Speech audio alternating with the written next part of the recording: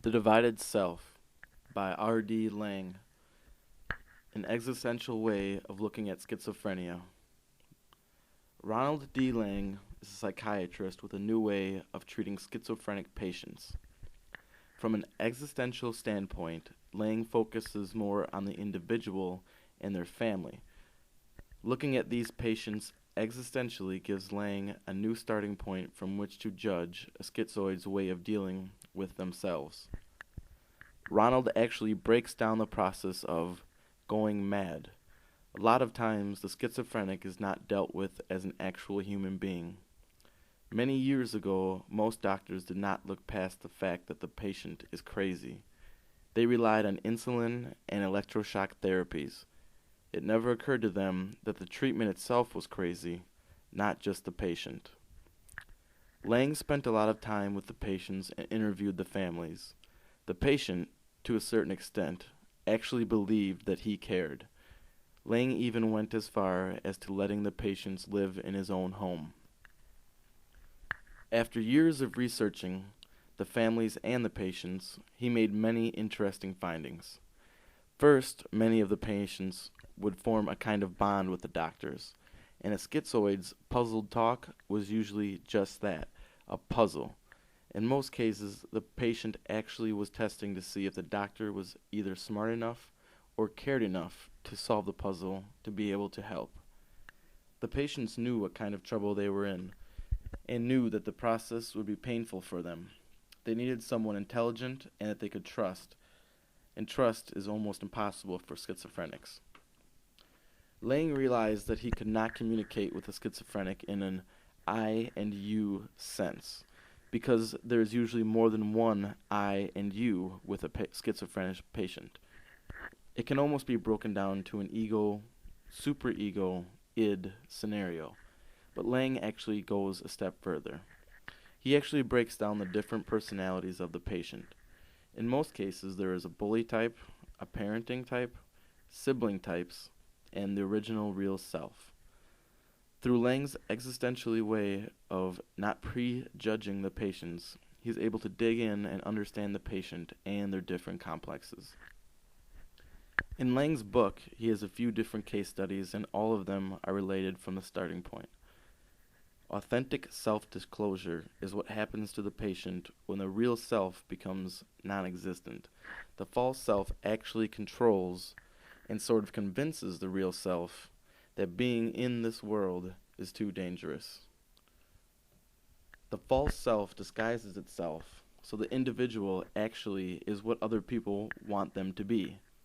This starts at birth and directly affects the growth of the individual. The mother takes up a large part of the influence on a child's development as an individual.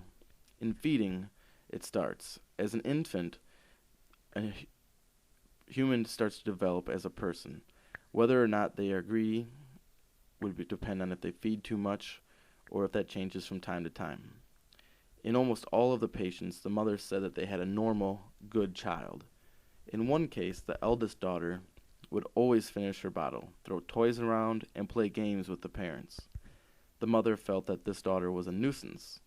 Now the patient, when she was a baby, rarely finished her bottle, rarely put up a fuss, and never threw toys around or played games.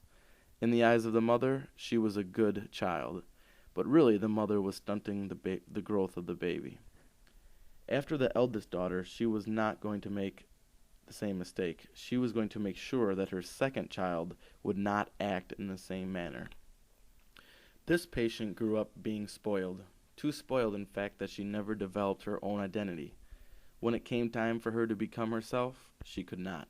She was no one except her mother, and she ended up hating her mother for that, and even believed her mother killed her at a very young age.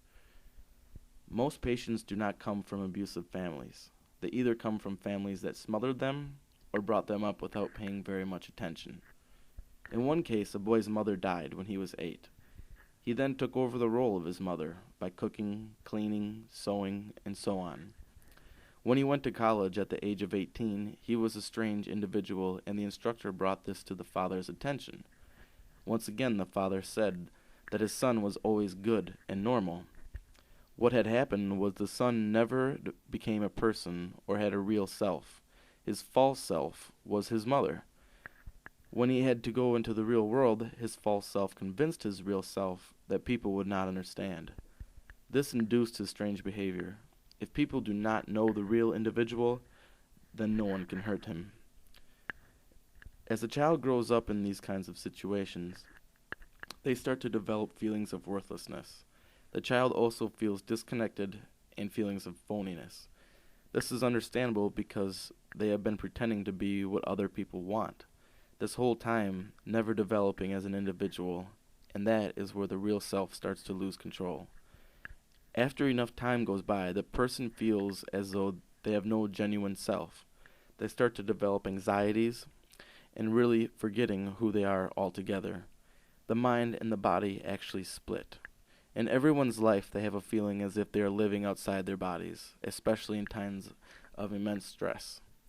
Unfortunately, schizophrenics live this way.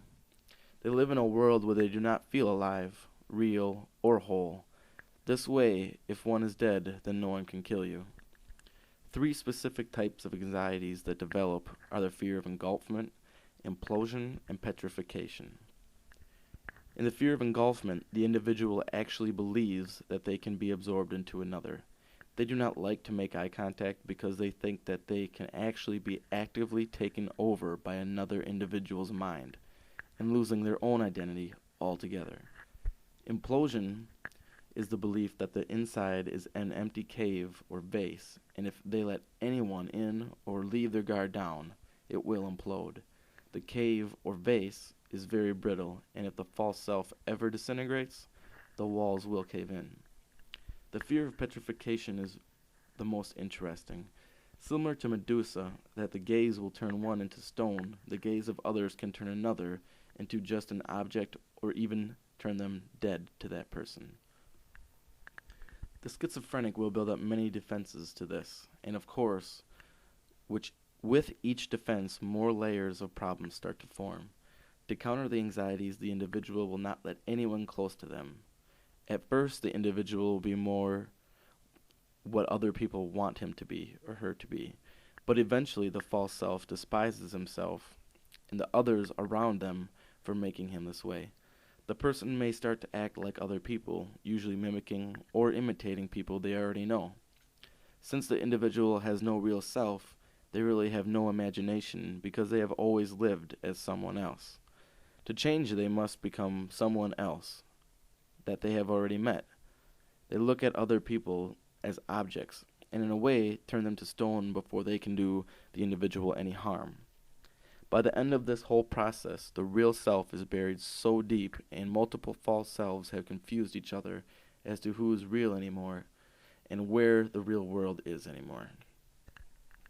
With the help of some old philosophy and his ideas on them, Lang actually creates his own method of treating the schizophrenic. Lang attempts to characterize the nature of a person's experience of his world and himself. The doctor must relate to the schizoid without passing judgment and understand the reality of their situation. By doing this, we can try to understand the mad things that schizophrenic patients do by being in their world existentially. Existentially, the concretum is seen as a man's existence, his being in the world. Unless we begin with the concept of man in relation to other men and from the beginning in a world, and unless we realize that man does not exist without his world, not can his world exist without him.